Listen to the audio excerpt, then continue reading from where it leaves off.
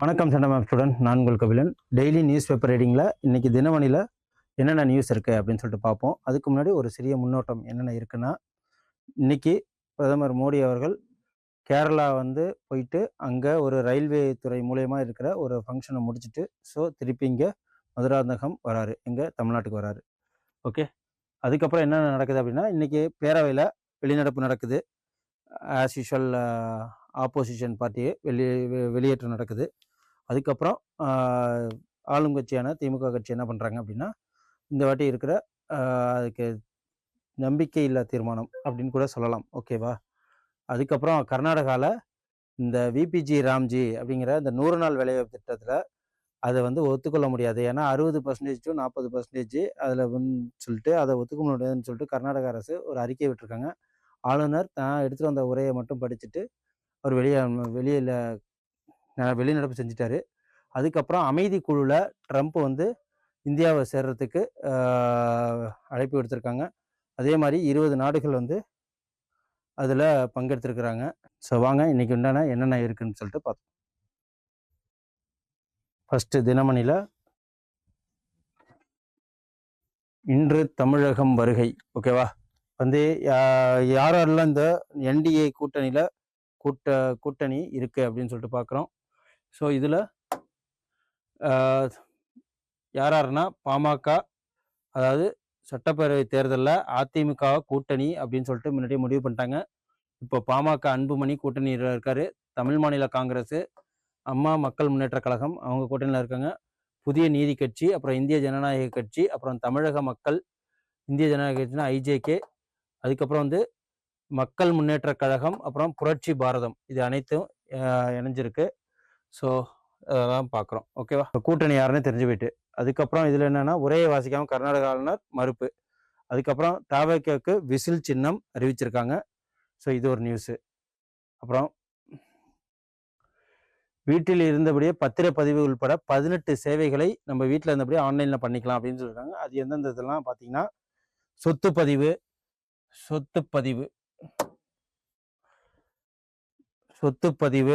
திருமணப்பதிவு, கூட்டாண்மை நிறுவனத்து மூலயமா 160 ஆண்டுகள் இருந்த பாரம்பரியத்தை ஸ்டார் 3.0 என்ற மென்பொருள் மூலம் நீங்கள் என்ன வீட்டில் இருந்தே தமிழ்நாடு registration.gov.in போர்ட்டலில் போயிட்டு நீங்கள் ஸ்டார் 3.0 அப்படிங்கிற இது மூலயமா நீங்கள் பார்த்துக்கலாம். இது எதுக்காக இது மாதிரி பண்ணியிருக்காங்க அப்படின்னா, ஆவணங்களை உடனுக்குடன் வழங்கும் வசதி, எளிதாக வில்லங்க சான்று தேடுதல், அப்புறம் காகிதமில்லா ஆவணப்பதிவு. ஸோ இது எல்லாத்துக்குமே. அப்புறம் கைபேசி செயலிகள் மூலமாக TNREG.net வழியாக வில்லங்க சான்று ஆவணப்பதிவுகள், டோக்கன் வழிகாட்டி, இந்த எல்லா இதுவுமே ஒரு 18 சர்வீஸு எல்லாமே ஆன்லைன் போர்ட்டல் மூலமா பண்ணலாங்கிறது தான் இந்த சர்வீஸ். அப்புறம் +2 பொதுத் தேர்வு பெயர் பட்டியல் வெளியிட்டிருக்காங்க. அப்புறம் 81 அரசு பொறியியல் கல்லூரி ஆய்வுகளுக்கு மேம்பாட்டு நிதி அளிக்கப்பட்டிருக்கு. அதுக்கப்புறம் 118 கோடியில் கால்நடை பராமரிப்பு, அதாவது புதிய ஒரு அலுவலகம் ஓப்பன் பண்ணுறாங்க.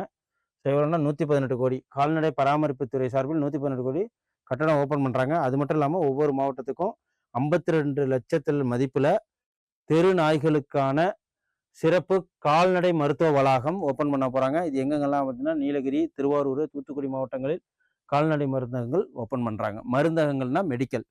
ஓகே. அப்புறம் சென்னையில் கல்வி உச்சி மாநாடு. ஓகேவா? கல்வி உச்சி மாநாடு, இது 20 மேற்பட்ட நாடுகள்லேருந்து இதில் பங்கேற்கிறாங்க. இந்த கல்வி உச்சி மாநாடு மூலியமாக மாணவர்களுக்கு ஃபியூச்சர், அதாவது கெரியர் டெவலப்மெண்ட்ஸ் எப்படி இருக்கும், அவங்க என்னென்னலாம் படித்தா ஃபியூச்சரில் அவங்க டெவலப் ஆவாங்க அப்படிங்கிற இதில் யாரெல்லாம் பங்கெடுத்துக்கிறாங்க அப்படின்னு பார்த்தீங்கன்னா, இந்திய மாணவர்கள் மற்றும் முன்னாள் மாணவர்கள் சங்கம், தமிழ்நாடு தொழில் வளர்ச்சி கழகம், டிட்கோ சார்பில் ஜனவரி 28, 29 தேதிகளில் சென்னை கலைவாணர் அரங்கத்தில் இது நடக்குது. ஸோ மாநாட்டில் கல்விசார் கொள்கை வகுப்பாளர்கள், உலக கல்வித் தலைவர்கள், 20க்கும் மேற்பட்ட கலை சார்ந்த கல்வியில் பிரதிநிதிகள் பங்கேற்கிறாங்க. ஓகே. அதுக்கப்புறம் சென்னை பல்கலைக்கழகத்தில் நடந்த 1,93,650 பேருக்கு பட்டமளிப்பு விழாவில் RN ரவி கலந்துக்கிட்டாங்க. பட் அதில் கலந்துக்காது யார் அப்படின்னா, உயர்கல்வித்துறை அமைச்சர் கோவி செழியன் அதில் பங்கு பெறவில்லை. ஓகேவா? அதுக்கப்புறம் வெளிநாட்டில் மேற்படிப்பு பயில, அதாவது 10 சிறுபான்மையினர் மாணவர்களுக்கு உதவித்தொகை. ஸோ கிறிஸ்டின், முஸ்லீம் போன்ற மாணவர்களுக்கு 10 சிறுபான்மை மாணவர்களுக்கு எவ்வளோனா 36 லட்சம் ஒரு ஆளுக்கு கொடுக்குறாங்க. அதன் மூலியமாக 3.60 கோடிக்கு நிதி ஒப்பளிப்பு செய்திருக்காங்க. 3/9/2025 அரசாணை வெளியிடப்பட்டதை நோக்கி. ஸோ என்னன்னா 10 சிறுபான்மையினருக்கு ஃபாரின்ல போய் படிக்கிறதுக்காக 36 லட்சம் கொடுத்துருக்குறாங்க. ஸோ இதுதான் அது. ஸோ இதெல்லாம் அரசியல் நியூஸு. ஸோ இதெல்லாம் நமக்கு தேவையில்லைங்கிறதுனால நான் டக்கு டக்குன்னு போயிடுறேன். ஓகே. ஸோ இது வந்து பார்ப்போம். ஃபஸ்ட்டு இன்னைக்கு பார்ப்போம் என்ன அப்படின்னா, இன்னைக்கு 130வது பிறந்தநாள் யார் கொண்டாடுறான்னு பார்த்தீங்கன்னா, நேதாஜி சுபாஷ் சந்திர போஸ் அவர்கள் இன்றைக்கு 130வது பிறந்தநாள் 23/1/2026 கொண்டாடுறாங்க. ஸோ இவர் வந்து எந்த அளவுக்குன்னா, காந்திஜி அளவுக்கு இவரும் வந்து காந்திஜி நேரு அளவுக்கு இவரும் சுதந்திர போராட்டத்துக்கு தானும் போராடியிருக்காங்க. இவர் ஃபார்வர்ட் பிளாக்கு, அப்புறம் இந்திய இராணுவத்தை உருவாக்குனது. ஸோ அதுக்கப்புறம் வந்து இவர் காங்கிரஸ் கமிட்டிலையும் தலைவராக இருந்திருக்கிறாரு. ஸோ ஐசிஎஸ்சி எக்ஸாம் பாஸ் பண்ணிட்டு அந்த ஆங்கிலேயர்கள்ட்ட நான் வேலை பார்க்க மாட்டேன்னு சொல்லிட்டு அந்த வேலையும் விட்டுருக்காரு. இவர் பிறந்த இடம் அப்படின்னா இப்போதைக்கு ஒடிசாவில் இருக்கிற கட்டக் அப்படிங்கிற ஒரு ஏரியாவில் தான் இவர் இருக்காரு. வசதி பெற்றவர். இருந்தாலும் வந்து அறிவு திறமை, அறிவு கூர்மை, அதுக்கு இதனால இவர் தன்னை யாரை வந்து இவரோட தன்னோட அரசியல் குருவாகவும் வாழ்க்கை குருவாகவும் ஏற்றுக்கிட்டாங்க அப்படின்னா, ராமகிருஷ்ண பரமஹம்சரையும் விவேகானந்தரையும் தன்னோட குருவாக ஏற்றுக்கிட்டாரு. ஓகேவா. ஸோ அரசியல் குருவாக யாருக்கு கீழே அவர் வேலை பார்த்தாரு அப்படின்னு பார்த்தீங்கன்னா, வங்காளத்தில் இருக்கிற சித்தரஞ்சன் தாஸ் அவங்களோட இதில் தான் இவர் அரசியல் வாழ்க்கையை பின்தொடர்ந்தார். ஸோ வாங்க இதில் என்னென்ன இருக்குது அப்படின்னு சொல்லிட்டு, இந்த கட்டுரையை எழுதினது யார் அப்படின்னு பார்த்தீங்கன்னா, குடியரசு துணைத் தலைவர் சிபி ராதாகிருஷ்ணன் அவர்கள். ஸோ வாங்க என்னென்னு இந்த கட்டுரையில் இருக்குன்னு பார்ப்போம். நமக்கு எக்ஸாம் பாயிண்ட் ஆஃப் வியூவில் நிறைய கிடைக்கலாம். ஓகே. ஃபஸ்ட்டு பாரதத்தை வழிநடத்தும் அப்படிங்கிற தலைவர் அப்படிங்கிற இந்த தலைப்பில் இதை ஃபர்ஸ்ட் பார்ப்போம்.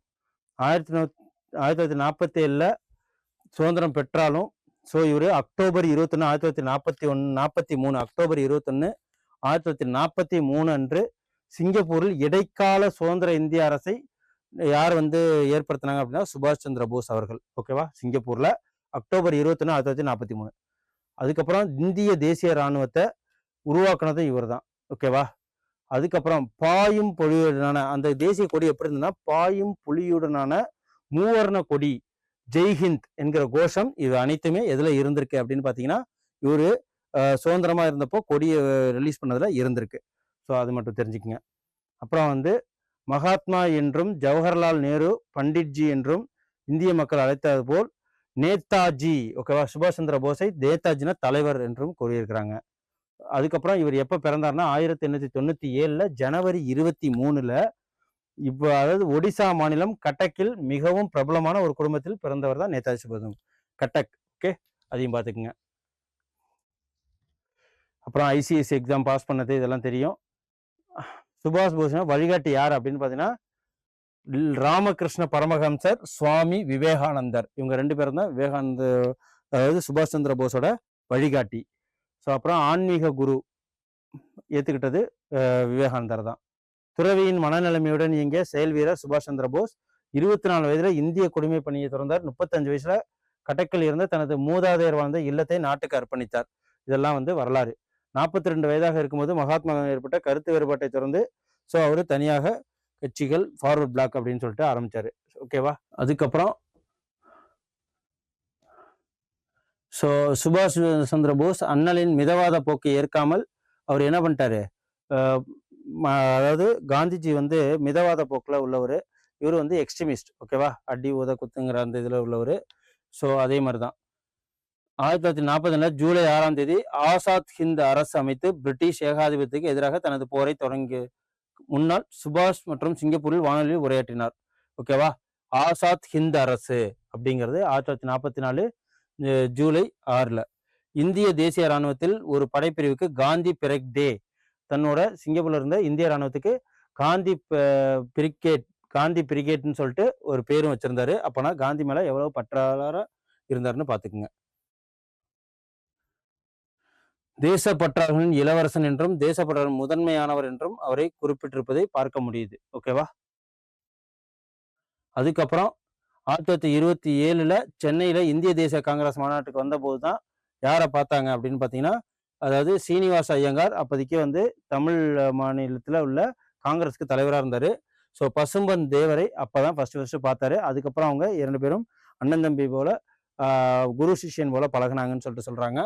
ஸோ அதுக்கப்புறம் தான் என்ன நடந்துச்சு? ஸோ தென்கிழக்கு ஆசியாவில் தமிழ் பேசிய இந்தியர்கள் மூலமாக இந்திய தேசிய ராணுவம் ஆற்றலை பெற்றிருக்கு. 1943ஆம் ஆண்டு சிங்கப்பூரின் படாங் மாநிலத்தில் உரையாற்றியிருக்கிறாரு.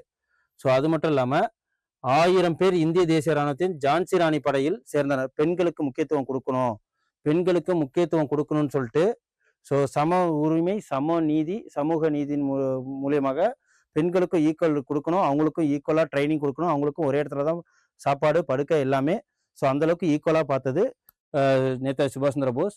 ஸோ ஜானகி தேவர், அஞ்சலை பொன்னுசாமி, ராசம்மா பூபாலன் அவங்கெல்லாம் அதாவது மலேசியாவிலேருந்து அவங்க இதெல்லாம் வந்து பங்கேற்றாங்க. கிட்டத்தட்ட 1000 பெண்கள் இந்திய தேசிய இராணுவத்தில் பெண்கள் பிரிவில் ஜான்சி ராணி பிரிவில் ஈடுபட்டிருந்தாங்க. அப்போ ஜானகி தேவி வயது 14 இந்திய தேசிய இராணுவத்தில் இணைந்த சரஸ்வதி ராஜாமணியும் கூட சேர்ந்தவங்க தான். ஓகேவா? இவங்க வந்து ஒரு உளவு பிரிவில் தனித்தன்மையுடன் பணியாற்றவர் யார் அப்படின்னா சரஸ்வதி ராஜாமணி. இந்த பேர்கள்லாம் கொஞ்சம் பார்த்துக்குங்க. ஸோ சமத்துவ பார்வை அப்பயே அடிக்கோலிட்டவர் சுபாஷ் சந்திர போஸ் அவர்கள். அதுக்கப்புறம் ஆர் மாதவன் பிள்ளை, பர்மா தமிழன் ஆர் மாதவன் பிள்ளை 100வது பிறந்த நாளை கொண்டாடினார். ஸோ இதுவும் தெரியும். பிரதமர் நரேந்திர மோடி 2024 பராக்கிரம தின கொண்டாட்டத்தில் அவரை பாராட்டி கௌரவித்தார். ஓகேவா? அதே மாதிரி நான் மீண்டும் பிறந்தால் தமிழனாக தான் பிறப்பேன் அப்படின்னு சொல்லிட்டு நேதாஜி கொடுத்த ஒரு கோட்டு இருக்கு.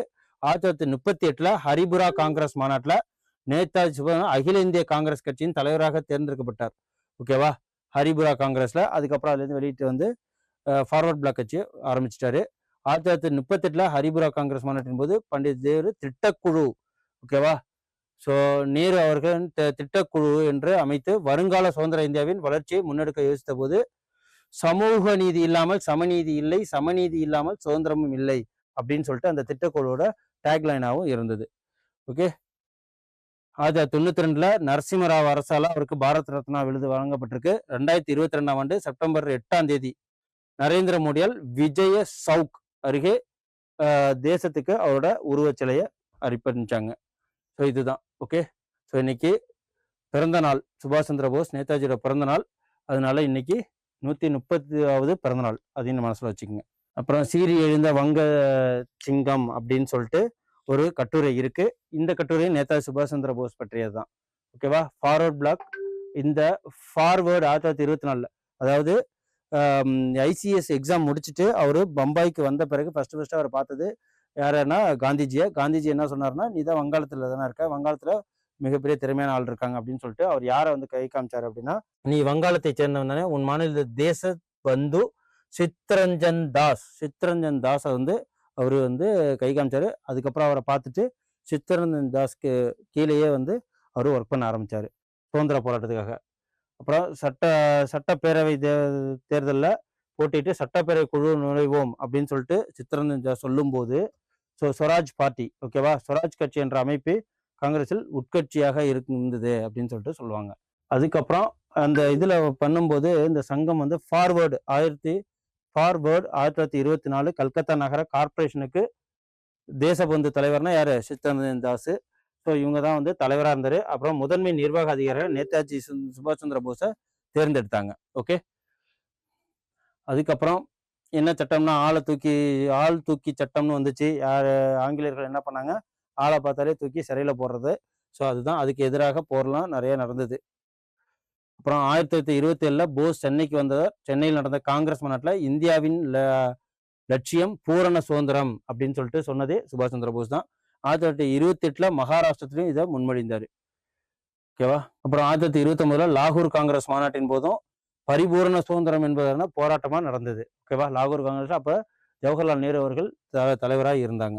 ஸோ இதுதான் சுபாஷ் சந்திர போஸை பத்தி உங்களுக்கு யூஸ்ஃபுல்லா இருக்கும்னு நினைக்கிறேன். அடுத்த கட்டுரை என்ன அப்படின்னு பார்த்தீங்கன்னா, இது மாற்றத்தை நோக்கி ஒரு பயணம் அப்படிங்கிற ஒரு கட்டுரை. இது என்ன அப்படின்னா, இந்தியாவில் மின்சார வாகனங்களின் பயன்பாடு அதிகரிச்சுட்டே வருது. ஸோ பெட்ரோல், டீசல் அதோட தட்டுப்பாடு வரப்போகுது. ஸோ 2020க்கு அப்புறம் மின்சார வாகனம், 2 சக்கர வாகனம், 4 சக்கர வாகனம், அப்புறம் வணிக வாகனம், கமர்ஷியல் வாகனம்னு சொல்லுவாங்க இல்லையா, பஸ்ஸு, லாரி, இது போன்ற இதெல்லாம் மின்சார வாகனத்தோட விற்பனை அதிகமாக இருக்கு அப்படின்னு சொல்லிட்டு சொல்றாங்க. அது என்ன அப்படின்னா, பெட்ரோல் டீசல் விலை உயர்வு, சுற்றுச்சூழலுக்கு மாசு ஏற்படுத்தாத தன்மை போன்ற காரணங்களால் மின்சாரம் வாகனத்தை யூஸ் பண்ண ஆரம்பிச்சிட்டாங்க. அது மட்டும் இல்லாம மாநில அரசு, மத்திய அரசு நிறைய சலுகைகளும் கொடுத்துருக்காங்க. ஸோ அதே மாதிரி அந்த வண்டியை ஓட்டுறதுக்கு உண்டான தன்மைகள், ஸோ ஒரு யூனிட்டுக்கு இப்போதைக்கு ரேஞ்ச் அதிகமாக போகுதுன்னுவாங்க. இதில் வந்து டீசல் பெட்ரோல் எல்லாம் கிலோமீட்டர்னு சொல்லுவாங்க, இதில் ரேஞ்சுன்னு சொல்லுவாங்க. ஸோ இந்த ரேஞ்ச் வந்து அதிகமாக கொடுக்குறாங்க அப்படிங்கிறதுனால ஏகப்பட்ட பேர் இதில் வாங்குறாங்க. ஏன்னா இதுக்கு வந்து ரிஜிஸ்ட்ரேஷன் பண்ண வேணாம், ரோட் டேக்ஸ் கட்ட வேணாம் அப்படிங்கிற சலுகைகளும் கொடுத்ததுனால ஏகப்பட்ட பேர் வாங்க ஆரம்பிச்சிட்டாங்க.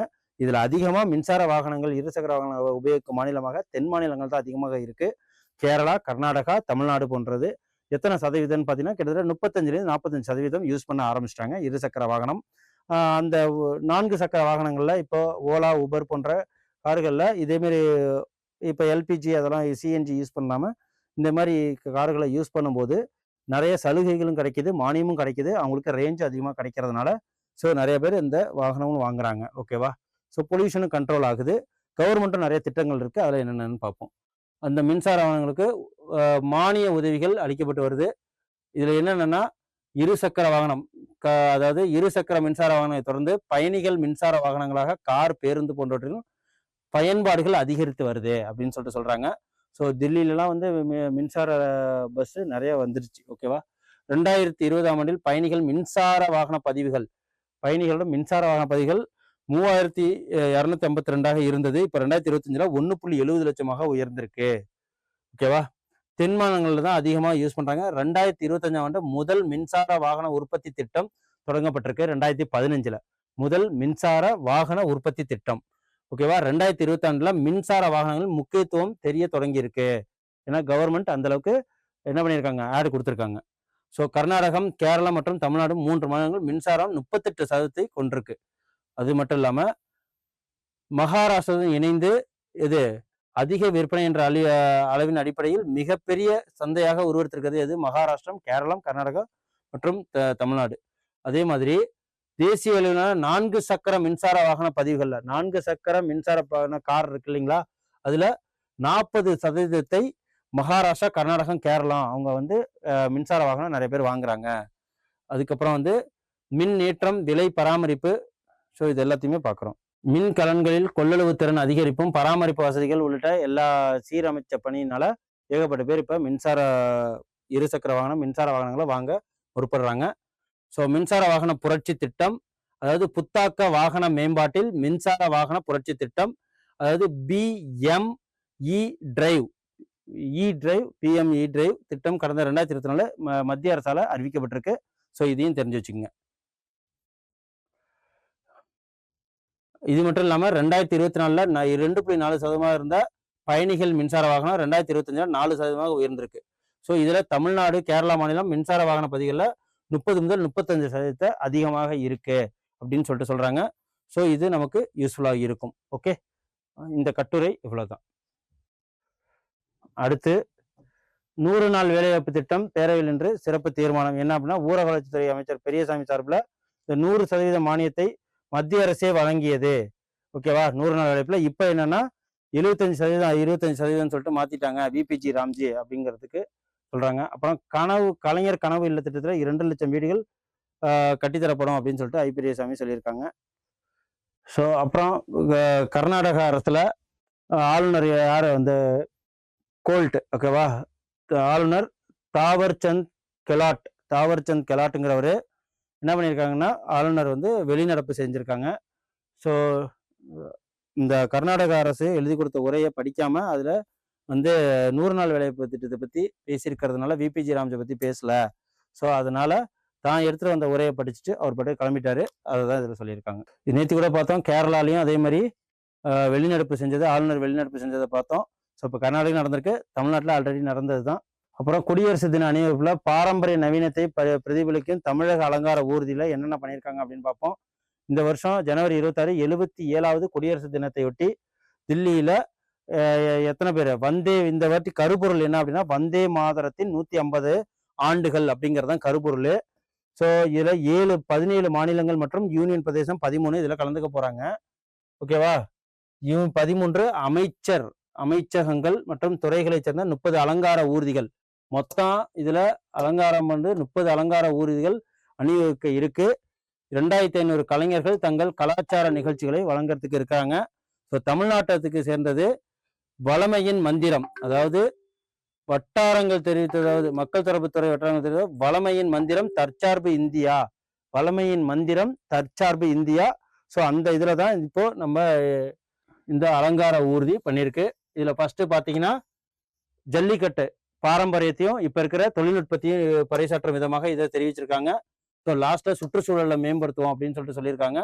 ஸோ இதுதான் டெக்னோ ஜல்லிக்கட்டு சித்தரிக்கப்பட்டிருக்கு. அதே மாதிரி அலங்கார ஊர்தியின் பின்பகுதியில் இயற்கை மற்றும் சுற்றுச்சூழல் பொருந்திய வாழ்வு, நவீன மற்றும் இயற்கையை காட்சிப்படுத்துறாங்க.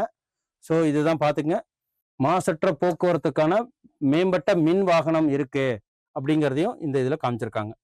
அதுக்கப்புறம் இதில் என்ன சிறப்புனா அக்னி வீராங்கனைகள் இதில் முதல்ல கலந்துக்கிறாங்க. எத்தனை பேர்னா 9 பேர். ஸோ இந்த இதில் இந்திய விமானப்படை இசை வாத்திய குழுவுடன் சேர்ந்து அக்னி வீராங்கனை 9 பேர் அணிவகுத்து இதில் வர்றாங்க. ஓகே, இதையும் பார்த்துக்குங்க.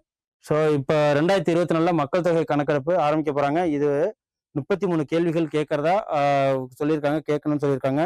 இதில் எதெல்லாம் இடம்பெற்றிருக்கு அப்படின்னு பார்த்தீங்கன்னா, வசிக்கும் வீடுகளின் உரிமை யார் பேரில் இருக்கு, அதுக்கப்புறம் வந்து அதன் பயன்பாடு, வீட்டின் தரை சுவர் எதால கட்டப்பட்டிருக்கு, லேப்டாப் இருக்கா, கைபேசி இருக்கா, அப்புறம் வந்து அறிதிறன் பேசி, அப்புறம் இணைய வசதி இருக்கா, வானொலி, தொலைக்காட்சி, காரு, கழிவுநீர் வெளியேற்ற வசதி இருக்கா, குளியலறை வசதி போன்றவற்றை இது எல்லாத்தையுமே கேட்டு இந்த இதில் மக்கள் தொகை கணக்கெடுப்பில் பண்ண போகிறாங்க. இப்போ 2027ஆம் ஆண்டு பிப்ரவரியில் மக்கள் தொகை கணக்கெடுப்பு நடத்தப்பட உள்ளது. ஸோ இதையும் பார்த்துக்குங்க.